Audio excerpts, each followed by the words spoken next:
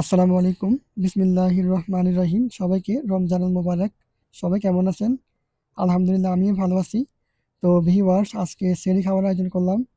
তো বেঁচে যাওয়া বাদ দিয়ে বানিয়ে ফেললাম ঝটপট বিরিয়ানি। দেখেন মাশাআল্লাহ কতটা সুন্দর এবং লোভনীয় হয়েছে।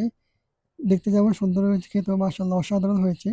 তো আর কথা না চলুন রেসিপিতে যাওয়া যাক। সাথেই থাকবেন।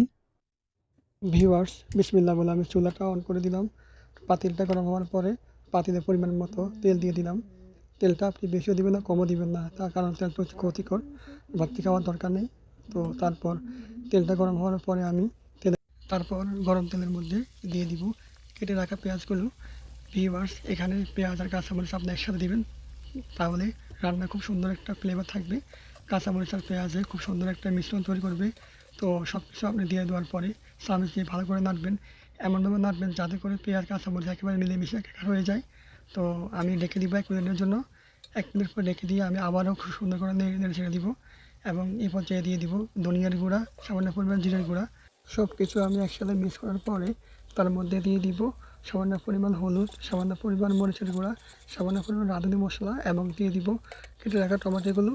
সব কিছু দিয়ে আমি খুব সুন্দর করে মিক্স করে নিব। ঢেকে দিব 1 মিনিটের জন্য। 1 মিনিট পরে ঢেকে দিয়ে দিব লবণ। তারপর সবগুলো মশলা আমি ভালো করে মিক্স করে, এখানে মুরগির বুকে 2 টুকরা মাংস ছিল, সবগুলো মাংস আমি ভালো করে কেটে নিলাম চিকন চিকন করে। তারপর দিয়ে দিলাম মশলার সাথে। মাংসগুলোকে খুব ভালো করে মিক্স করলাম যাতে করে মাংস আর মশলা মিক্স হয়ে যায়। এ পর্যায়ে দিয়ে দিব দধি বা দই।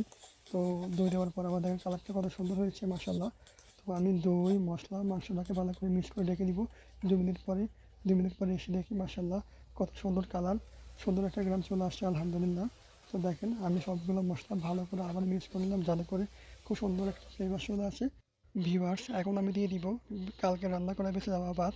তো দেখেন আমি 2 টুকরা মাংস দিয়ে ভাতগুলো আমি না ফেলে অপচয় না করে আমি বানিয়ে ফেললাম খুব সুন্দর এবং সহজ বিরিয়ানি। দেখেন কত সুন্দর লাগতেছে মাশাআল্লাহ। তো আমি সবগুলো মশলা এবং ভাতটাকে ভালো করে উল্টিয়ে পাল্টিয়ে মিক্স করে নিব এবং রেখে দিব 2 মিনিটের জন্য। মাশাআল্লাহ 2 মিনিট পরে দেখেন এসে দেখেন কত সুন্দর কালার, দেখতে কতটা অসাধারণ হয়েছে দেখেন মাশাআল্লাহ। ভিউয়ার্স অপচয় করা কোনো অবস্থাতে ভালো না। যে মানুষ অপচয় করে তার রিজিক কমে যায়, আল্লাহ তাআলা রিজিক কমিয়ে দেয়। তো দেখেন আমি ফেলে দেওয়া ভাতটা আমি না ফেলে দিয়ে আমি 2 টুকরা মাংস দিয়ে বানিয়ে ফেললাম, কত সুন্দর সহজভাবে রেসিপিটা করলাম বিরিয়ানি। তো আপনিও চাইলে বাসায় থাকা রান্না করা ভাত আর সাথে 2 টুকরা মাংস দিয়ে বানিয়ে ফেলতে পারেন এমন সুন্দর এবং সহজ মুখরোচক রেসিপি বিরিয়ানি। তো রান্না করে খাওয়ান বাচ্চাকে, খাওয়ার টেবিলে পরিবেশন করুন, দেখবেন সবাই প্রশংসা করবে ইনশাআল্লাহ। তো ভিউয়ার্স আজকের মতো বিদায়। ভালো থাকবেন, সুস্থ থাকবেন, ভালো রাখবেন, আর নিজের এবং নিজের ফ্যামিলির খেয়াল রাখবেন। অবশ্যই অবশ্যই রান্না করবেন, রান্নাকে ভালোবাসবেন।